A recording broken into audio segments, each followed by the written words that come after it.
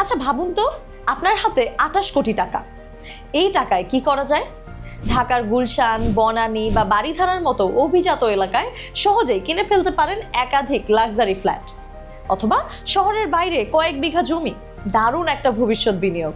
আর আপনি যদি গাড়ি প্রেমী হন, তাহলে রোলস রয়েস, বেন্টলি কিংবা ল্যাম্বরগিনি যে কোনো বিলাসবহুল গাড়ি আপনার গ্যারেজে জায়গা করে নেবে। অথবা ধরেন আপনি ভবিষ্যতের জন্য সেফ ইনভেস্টমেন্ট করতে চান। বর্তমান বাজার দরে আপনি কিনে ফেলতে পারেন 1150 ভরি স্বর্ণ, যা সময়ের সাথে শুধুই মূল্য বাড়বে। এখন একটাই প্রশ্ন, এই 28 কোটি টাকা দিয়ে আপনি যদি এই সব কিছু না কিনে শুধু একটা জিনিস কেনেন, একটা ফাইনাল ম্যাচের টিকিট। হ্যাঁ, ঠিক শুনেছেন।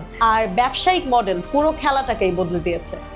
একটা সময় বিশ্বকাপ ছিল সবার জন্য, আর এখন সেটা হয়ে যাচ্ছে একটা কর্পোরেট শো।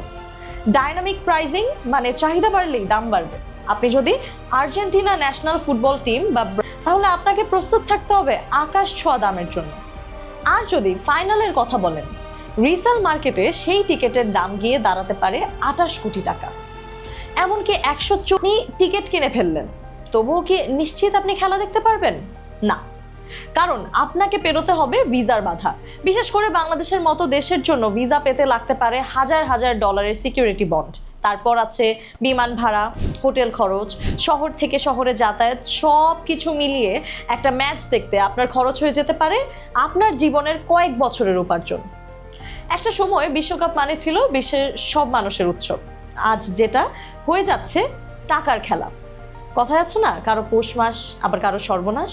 এখানে পৌষ মাস ফিফার আর সর্বনাশটা কার, সেটা আপনিই নিজে ভাবুন।